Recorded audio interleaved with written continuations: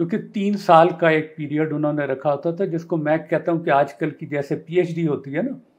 तो सर जिस तरह हमारे बच्चे आजकल सीएसएस के एग्ज़ाम को समझते हैं बड़ा मुश्किल है, अगर इनको ये चाइना वाला देना पड़े तो फिर मेरा ख्याल है कि वो ज़्यादातर लोग तो वैसे ही थक हार जाएंगे।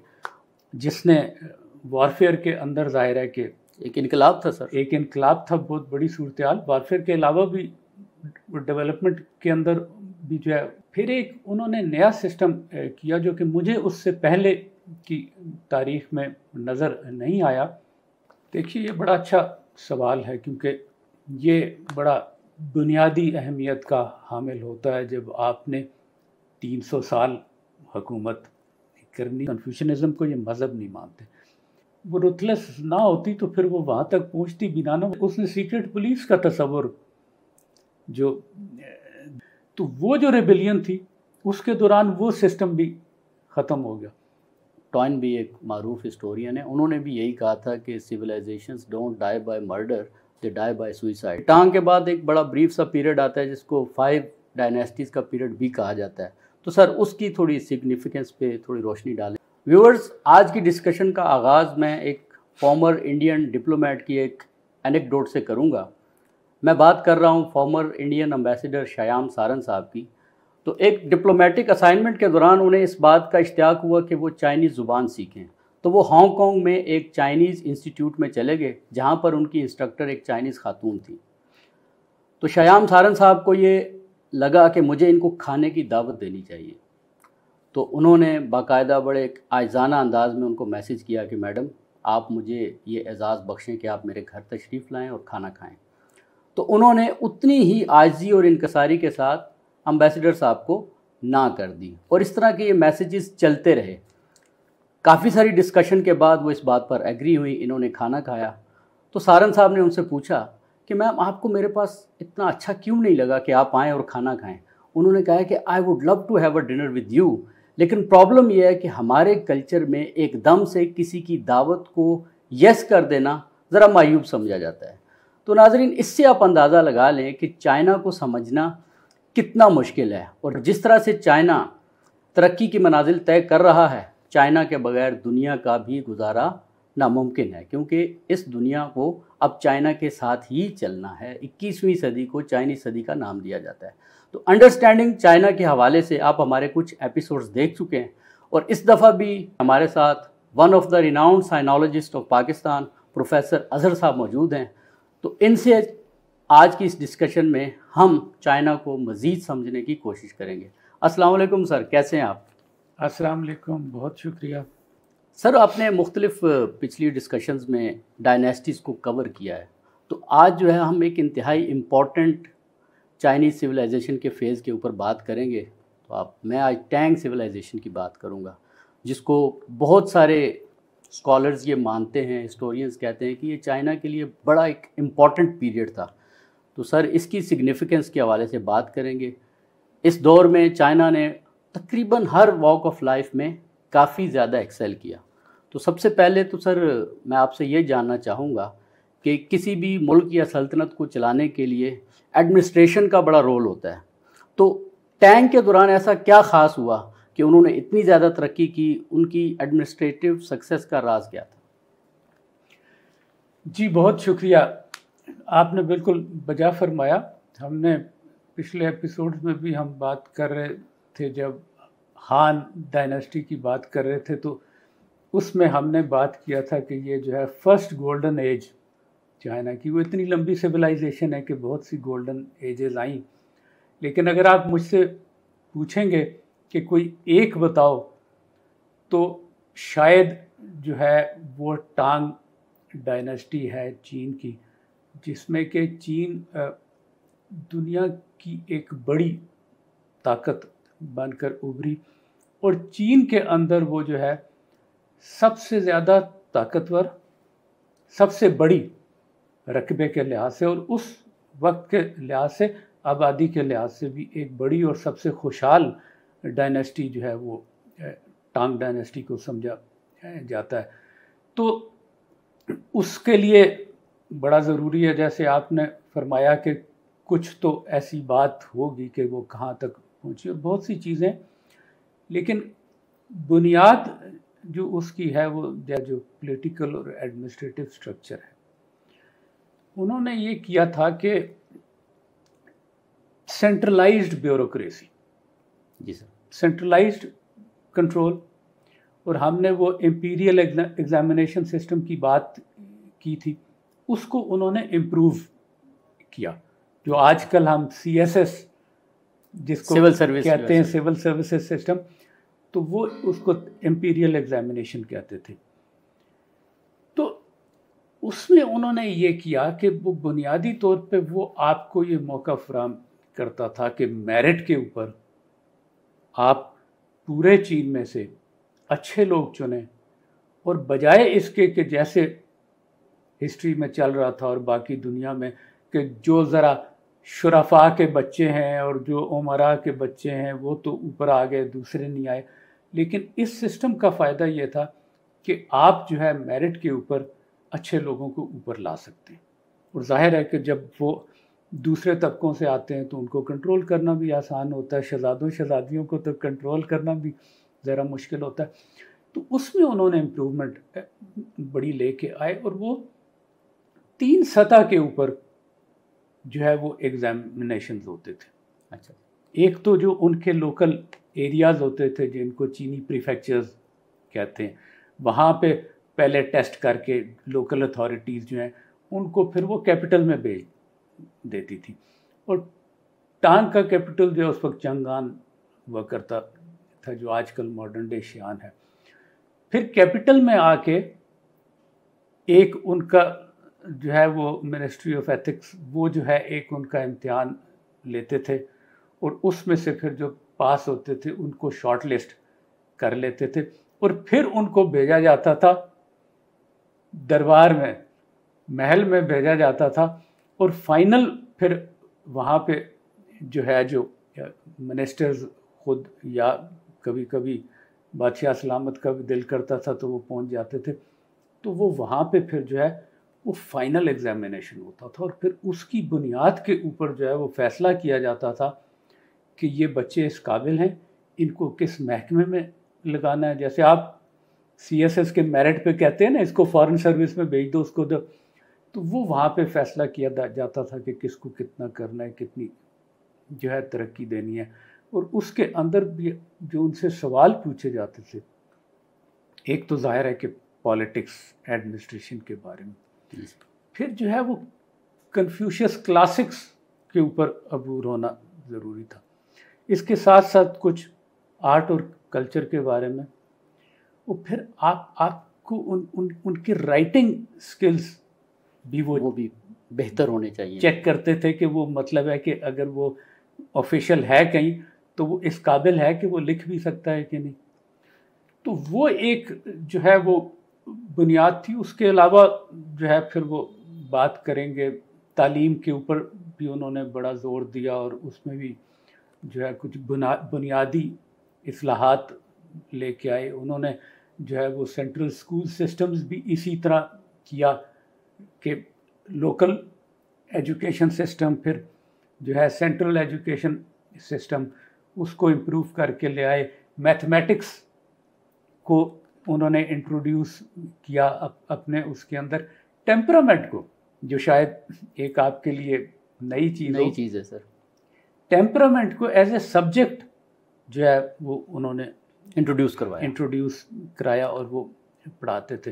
फिर जैसे मैंने कहा कि आर्ट और लिटरेचर के बारे में, कन्फ्यूशियस के बारे में एक और जो चीज़ उन्होंने कही, एक तो they declared Confucius as a sage, और कन्फ्यूशियस स्कॉलर्स को बड़ी अहमियत हासिल थी कि अगर कन्फ्यूशियस की आपको पता 5 क्लासिक्स कहलाती हैं किताबें, तो अगर कन्फ्यूशियस क्लासिक्स के अंदर से एक किताब पे अबूर हासिल कर ले कोई स्टूडेंट, क्योंकि 3 साल का एक पीरियड उन्होंने रखा होता था, जिसको मैं कहता हूँ कि आजकल की जैसे PhD होती है ना, वो एक किताब के ऊपर था सर। एक किताब क्लासिक 3 साल का पीरियड होता था, उसमें अगर वो मास्टर कर ले, वो फिर सवाल जवाब भी उस पर फिर उस्ताद ही किया करते थे। उस पर अगर वो मास्टर कर ले तो उसको डायरेक्ट जो है वो सरकारी महकमा मिल जाता था, एक अच्छी नौकरी मिल जाती थी। तो उसको वो इंपीरियल एग्जामिनेशन सिस्टम को भी वो बाईपास कर सकता था कि वो दर्जा उससे भी ऊपर था। तो ये कुछ बुनियादी चीज़ें जो हैं उनकी, जो आपने कहा कि पॉलिटिक्स और एजुकेशन अहम किरदार अदा किया उनकी गवर्नेंस के ऊपर। बिल्कुल। तो सर जिस तरह हमारे बच्चे आजकल CSS के एग्ज़ाम को समझते हैं बड़ा मुश्किल है, अगर इनको ये चाइना वाला देना पड़े तो फिर मेरा ख्याल है कि वो ज़्यादातर लोग तो वैसे ही थक हार जाएंगे। और जिस तरह आपने सर क्लासिक्स की बात की, तो स्कॉलर्स ये भी मानते हैं कि ये थोड़ा इसलिए उनको कहा जाता था कि इससे उनमें विजडम आएगी, क्योंकि उन्होंने आगे डिसीजन मेकिंग करनी है। और ब्रिटिश जो थे उन्होंने भी ऐसा किया था, वो ग्रीक्स को रोमन्स को क्लासिक समझते थे और चाइनीज़ तो ज़रा अपनी तरफ चलते हैं। तो सर इससे आगे थोड़ा अगर हम चलते हैं तो एडमिनिस्ट्रेशन के साथ साथ किसी भी स्टेट के लिए जो सबसे इम्पॉर्टेंट होता है कि वो उनका जो फिज़िकल और टेरिटोरियल सर्वाइवल होता है सर, तो उसके लिए मिलिट्री एक अहम किरदार अदा करती है। तो सर इस डायनेस्टी को ये भी कहा जाता है कि इन्होंने मिलिटरीली भी दे वर वेरी पोटेंट। तो इसको इन्होंने किस तरह अपने आप को फर्दर इन्हांस किया सर? जी बिल्कुल, आपने दुरुस्त फरमाया कि मिलिटरीली भी जो है ये एक बड़ी मजबूत जो थी। एक तो वो बुनियाद, चूँकि साइंस और टेक्नोलॉजी में भी इन्होंने तरक्की की, तालीम में भी तरक्की की, तो जाहिर है कि वो रिफ्लेक्ट जो है वो आपकी मिलिट्री फिर स्ट्रैटेजी के अंदर और मनोवर्स के अंदर भी वो जो है रिफ्लेक्ट होती है। बुनियादी तौर पे गन पाउडर की इजाद हो गई, जिसने वॉरफेयर के अंदर जाहिर है कि एक इनकलाब था सर। एक इनकलाब था, बहुत बड़ी सूरत हाल। वॉरफेयर के अलावा भी डेवलपमेंट के अंदर भी जो है उसने बड़ा काम किया, लेकिन वॉरफेयर के अंदर बहुत। फिर एक उन्होंने नया सिस्टम किया जो कि मुझे उससे पहले की तारीख में नज़र नहीं आया, ट्रिब्यूट देने का सिस्टम। जैसे हमारे यहाँ भी इस्लाम में था जजिया या महसूल वगैरह। तो वो जिन इलाकों को फतह करते थे, फिर वो वहाँ के जो रूलर्स थे वो फिर इनको महसूल भी अदा करते थे, पैसा भी देते थे। तो वो फिर वापस वो फ़ौज पे लगाते थे, तो उसको स्ट्रेंथन करते थे। तो वो साइंस और टेक्नोलॉजी, तालीम, एडमिनिस्ट्रेटिव इस्लाहात, इससे मिल के वो एक बड़ी अच्छी फ़ौज बनाने में कामयाब हो गए। तो सर चाइना के हवाले से आज भी और एंशंटली भी कहा जाता है कि जितनी भी इम्पीरियल हुकूमतें होती हैं वो बड़ी ऑप्रेसिव होती हैं, उनके रिफॉर्म्स इतनी ज़्यादा नहीं होती, वही एक स्टेटस को चला आता है। तो सर टांग में भी कुछ डिफरेंट था या इसी तरह रूटीन में ही चल रहा था? तो इसके बारे में आप क्या कहेंगे कि जो सोशल स्ट्रक्चर था, स्पेशली जो विमेंस की कंडीशंस थी या जो किसान थे, पेजेंट्स थे, उनकी इस दौर में उनके लिए क्या किया गया सर? देखिए, ये बड़ा अच्छा सवाल है, क्योंकि ये बड़ा बुनियादी अहमियत का हामिल होता है। जब आपने 300 साल हुकूमत करनी हो, लंबी हुकूमत चलानी हो और अच्छी चलानी हो, तो ये बड़ा अहम है कि आपकी रियाया जो है वो कितनी सेटिस्फाइड है और कितनी खुश है। तो इसमें एक तो जैसे कि शायद मैंने पहले भी कहा कि वो लिटरेचर के अंदर जो है बड़ी उन्होंने जो है फ्रीडम दी, और आपको इस दौर के अंदर इसको पोइट्री की भी गोल्डन एज कहा जाता है। जी सर। बहुत से आपको जो है मशहूर शुअरा जो अभी भी आप जिनको पढ़ा जाता है वो उस दौर के हैं।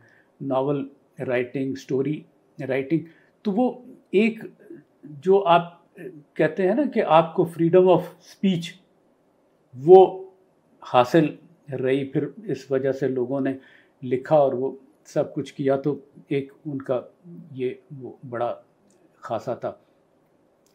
आपने फिर रिलीजन्स की बात करें तो इस दौर में आपको ख़ास तौर पे रिलीजियस फ्रीडम मिलती है। बुद्धिज़्म बड़ा प्रमोट हुआ। आपके जो पहली ब्लॉक प्रिंटिंग थी दुनिया के अंदर, जो कहते हैं पहली किताब जो वुड ब्लॉक प्रिंटिंग भी इन्होंने शुरू की, तो दुनिया की पहली जो किताब थी वो बुद्धिज़्म की एक मुकद्दस किताब थी जिसको डायमंड सूत्रा कहते हैं। उसका असल नाम ज़रा प्रोनाउंस करना मुश्किल है।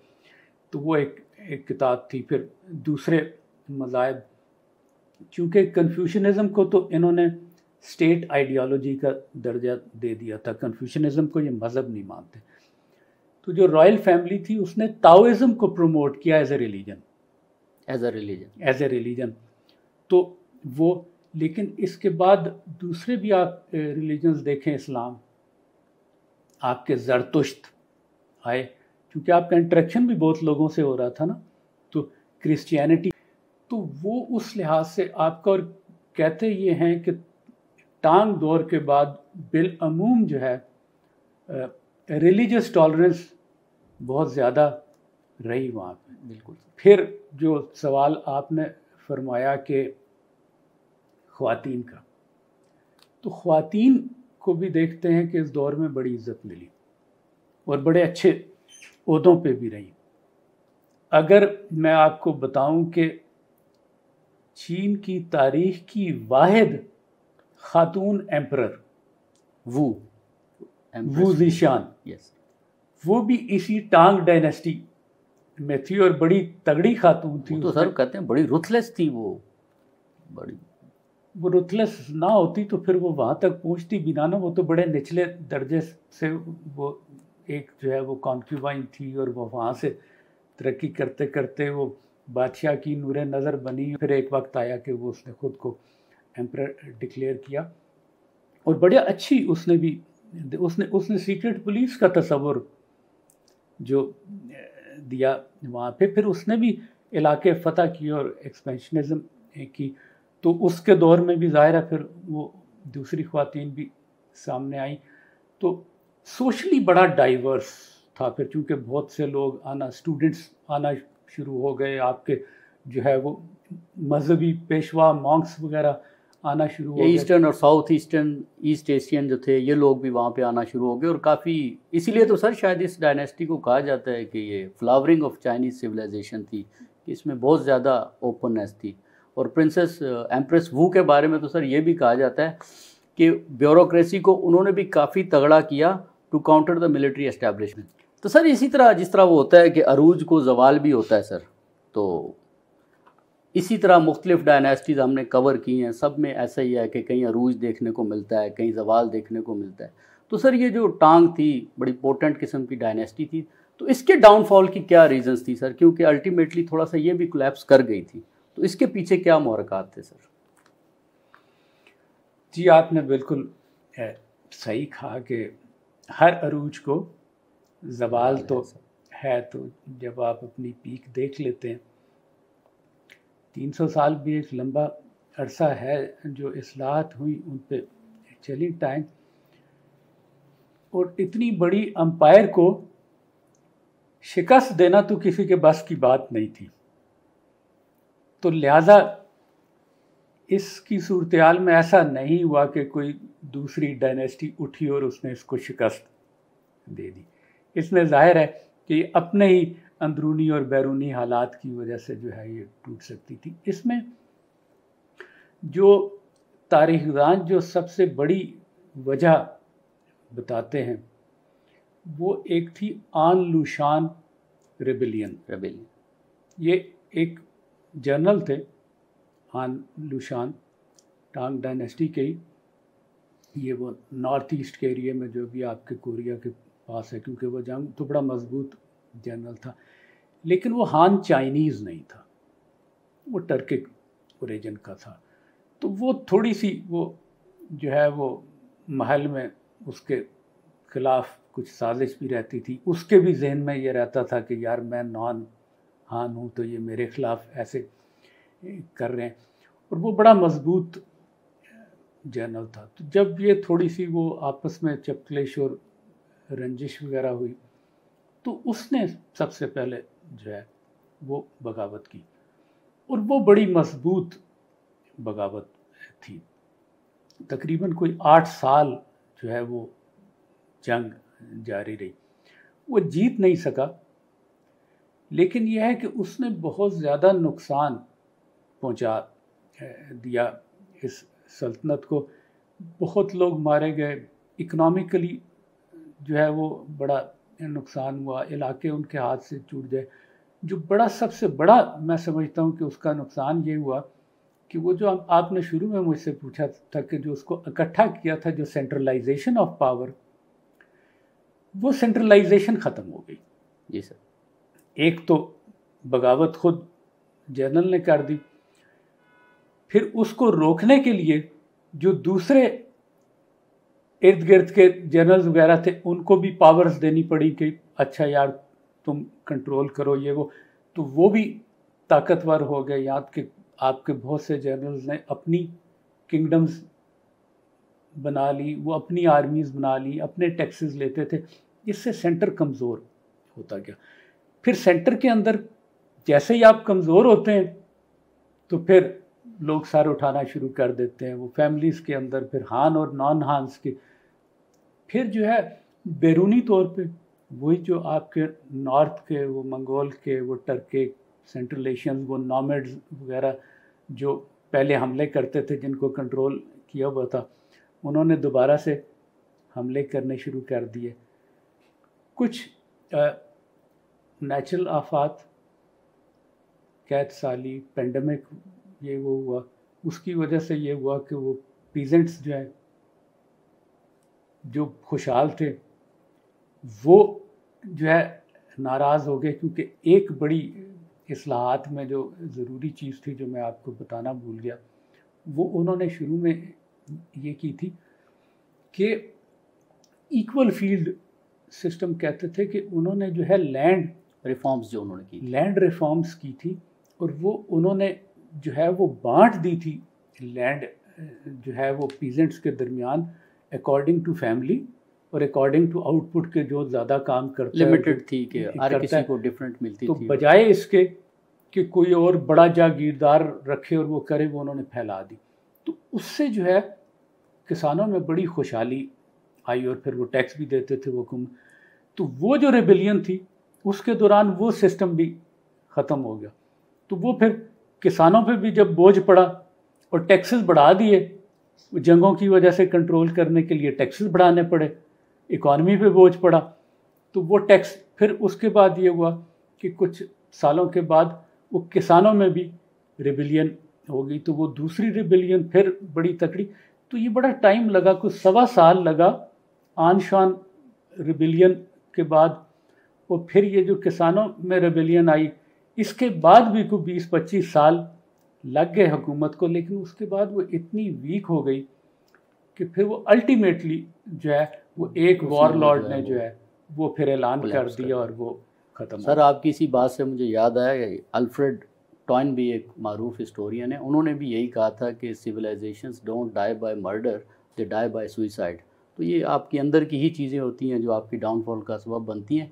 सर अभी वक्त काफ़ी हो गया, आपसे मैं एक आखिरी सवाल पूछूंगा कि टांग के बाद एक बड़ा ब्रीफ सा पीरियड आता है जिसको 5 डायनेस्टीज़ का पीरियड भी कहा जाता है, तो सर उसकी थोड़ी सिग्निफिकेंस पे थोड़ी रोशनी डालें सर, कि उसकी क्या सिग्निफिकेंस है चाइना की तारीख में। जी बहुत शुक्रिया। बुनियादी तौर पे तो वो एक कुछ निस्फ सदी का एक पैच है, आप कह लीजिए कि वो एक तवातर में जो डायनेस्टीज़ आ रही थी तो उसके अंदर एक ब्रेक आ गई, जो कि उस लिहाज से तो बहुत सिग्निफिकेंट नहीं है कि एक छोटा पीरियड है और उसके दौरान जो है वो बट गई। तो वो 5 मुख्तलिफ जो है इलाकों में, और फिर इसके साथ अक्सर जो है इस एरा को 5 डायनेस्टीज़ और 12 किंगडम्स या 10 किंगडम्स पीरियड भी कहते हैं, कि छोटी छोटी भी कुछ रियासतें जो हैं 10-12 जो है वो मुख्तलिफ जो जर्नैल वगैरह थे विद इन डायनेस्टीज भी किंगडम्स एग्जिस्ट कर रही थी।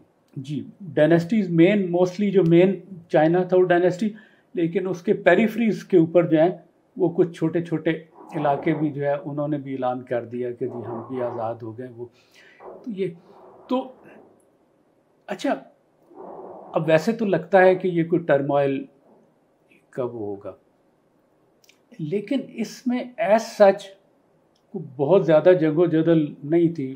एक डायनेस्टी ने अनाउंस किया, दूसरी हावी आ गई, उस पर कर ली, लेकिन साथ ही साथ लिटरेचर और पोइट्री और वो सिलसिला चलता रहा। जो अच्छी चीज़ हुई वो ये थी, और हमने तकरीबन चीन की ज़्यादा तारीख़ में हमने ये देखा है कि ज़्यादातर जंगें जो है वो नॉर्थ में होती रही और वेस्ट में। जो साउथ था बेहतर रहा और खुशहाल भी रहा, वो निस्बतन खुशहाल भी रहा और वहाँ पे इल्म और आर्ट भी परवान चढ़ता रहा। और ये 5 डायनेस्टीज़ की भी सूरत ऐसी ही रही कि इसके अंदर वो डाइवर्सिटी भी आती रही कल्चर के अंदर, इल्म भी फलता फूलता रहा, लेकिन यह है कि वो टुकड़ों में बटी रही हुकूमत। और फिर उसके बाद तकरीबन वो 53 साल लगे, उसके बाद फिर दोबारा उसको यकजा किया। उस पर आपके पास जब टाइम होगा तो फिर बात करेंगे। सर आपके वक्त का बहुत बहुत शुक्रिया। इंशाल्लाह जो आगे भी चाइना की हिस्ट्री है उस हवाले से आपको ज़हमत देते रहेंगे। नाजरीन, आज के एपिसोड में हमने टांग डायनेस्टी और 5 किंगडम के एरा को कवर किया। अपनी फ़ीडबैक से ज़रूर आगाह कीजिएगा। टेक केयर, अल्लाह हाफिज़।